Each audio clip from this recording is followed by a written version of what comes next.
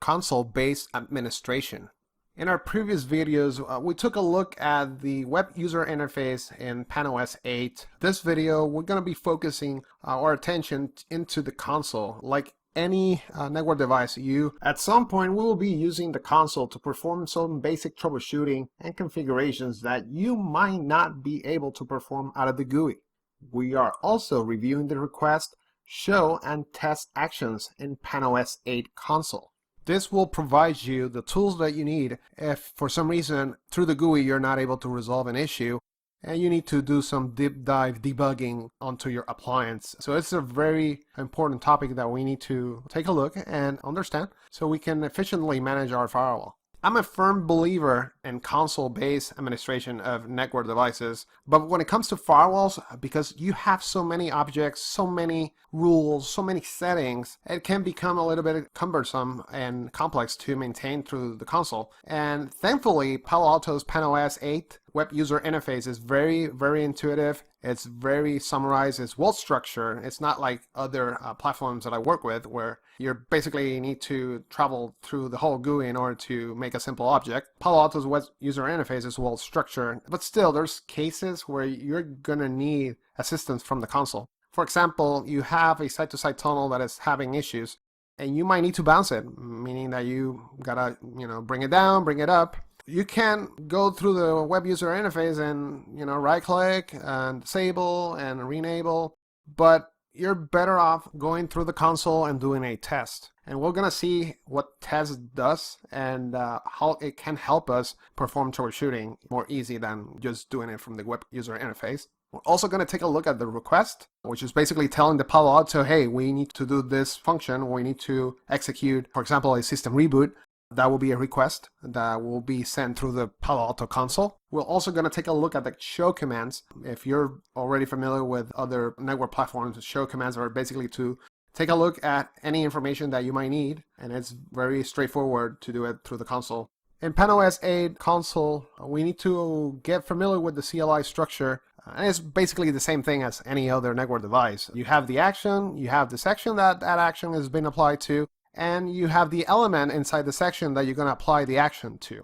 You got that? So very simple. Action, section, element. Action, in this case, we have show. Section, we have system. And element. What do we want to see from the show standpoint? Is going to be the system information. So it's very straightforward. Same like any other or most network devices, structured like that. So you have first the action, then the section, and then finally the element.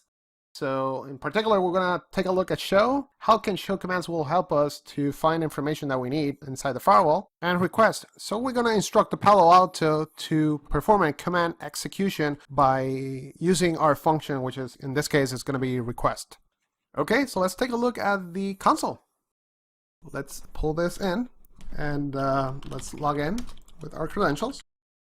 So once you log in, and in my case, I'm actually console into Palo Alto PA01 in my HA cluster. As my previous video, we were working on an HA cluster, so I am basically doing an SSH connection onto my management IP, which in this case is 47. So that's why you're going to see if your console session is going onto a cluster member, you're going to see next to your username, right? This will be your username at hostname of your firewall and then member the firewall. In this case, we're connected to the active primary. So let's take a look at doing some show commands. For example, we talked about doing show system, and then you can press the question mark and you're gonna get a submenu of elements. So you can select from here. In my case, if I want to see the information of my system, I just type info. I'll press enter. And I basically have exactly the same thing as I have on my dashboard in the general information tab. So I have my management IP, I got my default gateway, I got my host name. If I press the spacebar, I can continue seeing what do I have. So it shows that I'm running A.1. So just for you to see that we can retrieve stuff that we know that is on the web interface, but we also can retrieve items that are not shown on the web user interface. So again, show commands are very useful when you're trying to find something that you're not able to find on the GUI. Chances are Palo Alto hidden that information in the console. So if we press show and then we want to see what session we want to show information for, let's take a look at high availability. I can also just do a copy and paste because I love copy and pasting. So we'll right click, show high availability, and sure, I need an element. So we're gonna press the space bar, press question mark, and we're gonna see what element do we wanna do a show status of. Let's take a look at the state. So let's select this, paste, and it's telling me that I am currently active, and I am the active primary unit of this cluster, and this was retrieved for the last 6 hours I've been into that state.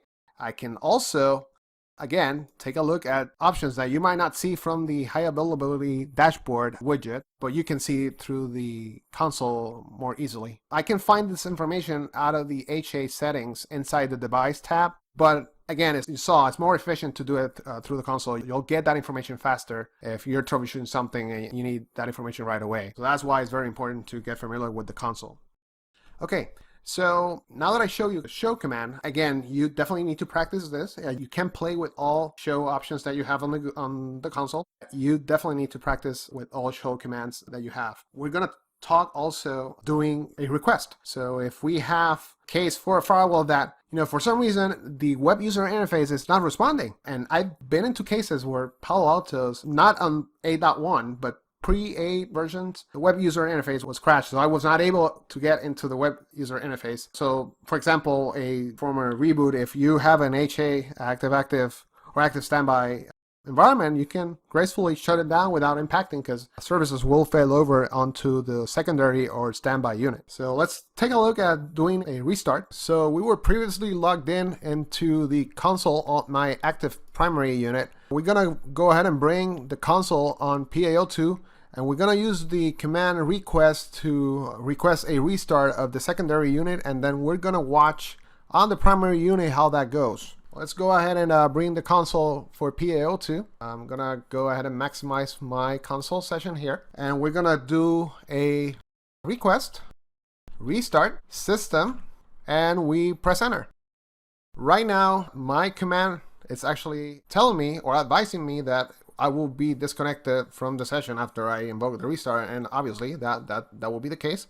Let's hit yes. And right now, PaO2 will be restarting. If we go back onto PaO1, and we can see the message here, the system is going down for a reboot. We can go ahead on PaO1. Let me bring PaO1 back. Let's go ahead and ping the host. And we're gonna ping the management interface of PaO2 to confirm once it's back up. Right now it's pinging, but you should be able to see that in a few seconds, PaO2, I should say, is gonna basically drop out of the network. So once it's down, we should be able to check high availability and confirm the state. Okay, so now we can see that there's no more responses from my ICMP. In this case, I'm doing a ping request to PaO2, so we can see that the console is no longer showing an active status. So let's go ahead and check the high availability by doing the show high availability state command. We hit Control C, show high availability state. And sure enough, we can see here that we're running active primary. This is the one that we're logged in right now. We'll press the space bar, and sure enough, we have a heartbeat ping failure on the second unit that is currently being restarted. So that gives you an idea of how to take advantage of the request and show by doing a simple line command syntax, and you should be able to perform some management functions. Okay, moving on to our final function, we're gonna take a look at test. Test is a great way to perform some troubleshooting and verification in case you're seeing some issues in your firewall environment. Say, for example, you created a NAT rule, but you want to make sure that it's working properly. With test, we can probe to a specific protocol to confirm that it's able to connect to. For example, if you have a web server sitting on your DMZ, and you're opening port 80 to the outside, with test, I can confirm that I'm able to hit that port because the NAT rule is in place and it's allowing the traffic as it goes through. In my case, with this particular model, I'm going to be showing the demonstration. I don't have a NAT rule because that's going to be discussed in a separate session, but we can do the same test as if we were just probing any internet website. So let's go ahead and perform the test. I'm going to type test, HTTP, server, and then we'll hit question mark, and you have the option to add the address or port if you have a custom port. In our case, let's add the address and let's say Google, right? And we're gonna probe against the protocol HTTPS. So we'll type HTTPS, and then sure enough, because this firewall was able to talk to the outside, I was able to confirm that I have reachability to 443, which is HTTPS going to Google. This will be the same case if you were to point to an internal server on your environment or a resource that is open on the DMZ. You can use the test function to perform that. So you can test and make sure that it's working correctly if you're seeing troubleshooting, so you can isolate the firewall to be one of the possible causes. Also, we can use test to bounce a site-to-site tunnel, as I mentioned in the beginning of this video. So I'm going to show you real quick how to do that. I created a test site-to-site object in the firewall, but I don't actually have connectivity. I'm just going to show you how it's done. Let's go ahead and test, and we're going to type VPN. Then we're going to bounce phase 1, so it's going to be the IKE SA, and then we're going to select our gateway, and then once we press question mark, you're going to be presented with all the gateways that are configured on your firewall. In this case, I created one just for demonstration purposes. I'm just going to copy this, I'm going to paste it, and then by doing that, Palo Alto basically does a initiation in phase 1. In this case, is the key negotiation. Let's go ahead and do the same for IPsec. Go ahead and just delete this, and in this case, we're going to do IPsec, and then we're going to select the tunnel, and then the packet IPsec, which is our demo tunnel. Copy the whole thing, and press enter, and that basically allows you to troubleshoot connectivity by just doing this test command, which is very handy, and it saves a lot of headache at the long run. If you're having issues with a tunnel not coming up or not establishing connectivity, you can confirm that the tunnel is actually active or not. Okay, so we reached the end of this video. On the next video, I will be covering device management.